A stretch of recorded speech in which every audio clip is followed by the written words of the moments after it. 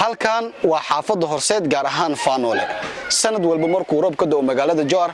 xaafadaha ayaa sidaa noqda roobab isdaba joog ah ayaa 24 saac la soo dhaafay ka da'ay magaalada Jowhar ee xarunta gobolka Shabeellaha Dhexe kaasoo saameyn aad u xoogan u geystay qoysas aad u badan isla markaana guryahooda ka barakacay qaar ka mid ah shacabka ku dhaqan xaafadda Horseed gaar ahaan laanta Faanoole ayaa ka warbixiyay dhibaatada iyo khasaaraha rasmiga ah ee ka dhashay daadadka biyaha roobka ka hor sidoo kalena waxay baaqay u direen maamulka gobolka Shabeellaha Dhexe kan degmada Jowhar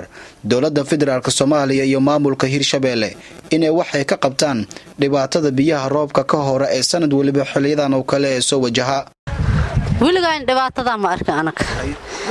maxamed siyaada soo joogi jiray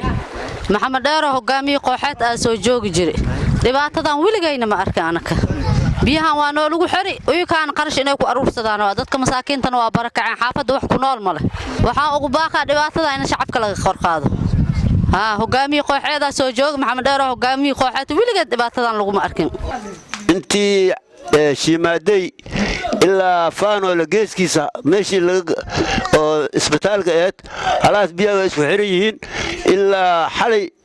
ilaa waagan inta halaan biyo dhumisahayna maxamed dheer wax buu ka qaban jiray maxamed siyaad wax buu ka qaban jiray haddana waxba oo naga kala qabanayo male roobkii oo xal ilaa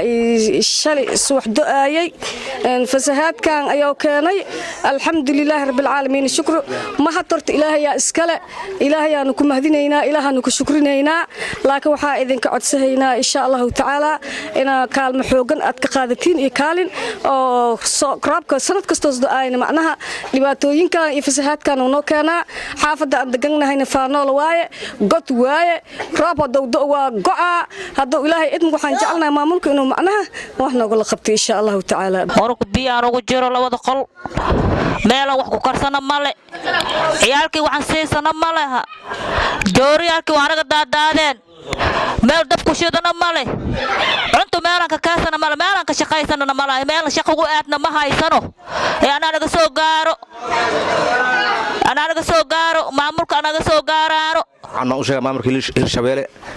inaan dhibaato ku jirno oo aad ugu jirno xali ilaa shalay roobkii dhax galnay dhumisan hay xaafadan ayaan deganahay cayalkan aniga hal sariir ku tubnaa xali marka dhibaato aad iyo aad aan ku jirnaay maamulka waxaan ugu baaqayaa